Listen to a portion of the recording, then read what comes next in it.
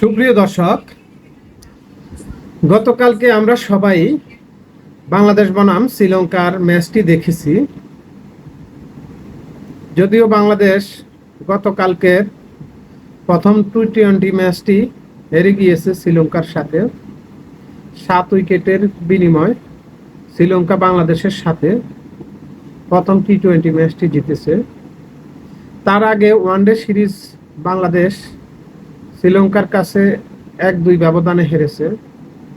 যাই হোক, খেলায় হার জিত থাকবে, এক দল হারবে আরেক দল জিতবে, এটা আমাদের সবাইকে মেনে নিতে হবে। তারপরও বাংলাদেশ গতকাল জিততে পারত, কি করলে জিততে পারত, আমরা ওই বিষয়টা নিয়ে একটু আলোচনা করব এবং দেখব, বোঝার চেষ্টা করব। গতকাল বাংলাদেশ প্রথমে ব্যাট করতে নেমে 154 রান করেছে 4 উইকেটের বিনিময় 20 ওভার খেলে। বর্তমান টি-20তে 150 কিংবা 154 রান আসলে যথেষ্ট না, যদি না আপনার বোলিং লাইন আপটা ভালো থাকে। কারণ বাংলাদেশের যে বোলিং আসলে অত কার্যকরী বলার না, যদি আপনি শ্রীলঙ্কার ব্যাটসম্যানদের হিসাবে আপনি বিবেচনা করেন।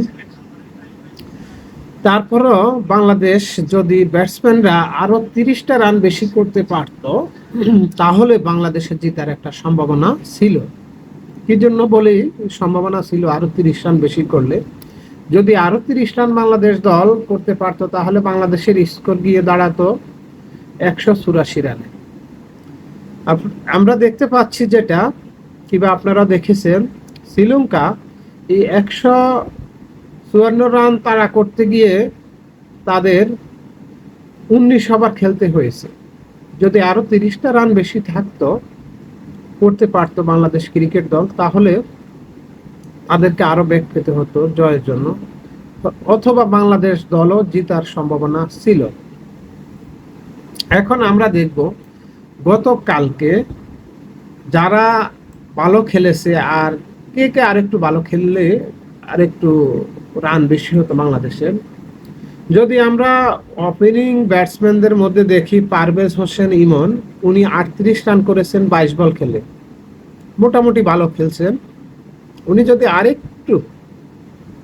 আরেকটু ধৈর্য সহকারে আরো 10টা-20টা রান বেশি করতে পারতেন, তাহলে এটা দলের জন্য আরো মঙ্গল হতো।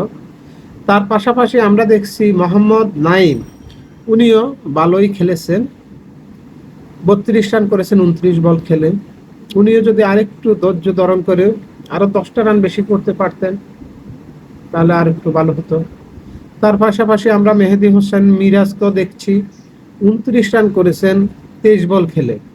মেহেদী হোসেন মিরাজ এখন আমাদের বর্তমান দলে মোটামুটি অনেক অভিজ্ঞ একজন খেলোয়াড়। সে চাইলে আরেকটু ধৈর্য ধারণ করে আরো 10-20টা রান বেশি করতে পারতেন। এছাড়া যারা খেলেছেন তারা আসলে বলার মতো অত ভালো খেলেন নাই। তারপরও খেলা প্রতিদিন সবাই খেলে না। একটা ম্যাচ জিতানোর জন্য 11 জন খেলতে হয় না। একটা ম্যাচ জেতানোর জন্য খেলার মতো খেললে 1 জন কিংবা 2 জন খেলোয়াড়ে একটা ম্যাচকে জিতাতে পারে। তো ওইরকম বড় স্কোর আসলে আমাদের, এই যে আমি বললাম পারভেজ, নাইম, মেহেদী, মিরাজ, এই 3 জনের একজন যদি 50+ রান করে টেনে নিতে পারতেন, এর পাশাপাশি এই ম্যাচটা আমাদের জিতা একটা চান্স ছিল। তারপরও খেলায় হার জিত থাকবে। আমরা আশা করি পরবর্তী ম্যাচগুলোতে মেহেদী, মিরাজ, পারভেজ, নাইম ওনারা আরো ভালো খেলবেন। তার পাশাপাশি তানজিদ হোসেন, লিটন দাস, তারপরে শামীম হোসেন, ওনারাও আরো ভালো খেলবেন। আমরা এই আশা ব্যক্ত রেখে আজকের মতো এখানে শেষ করছি। আপনারা আগামী ম্যাচের জন্য অপেক্ষা করুন। ধন্যবাদ।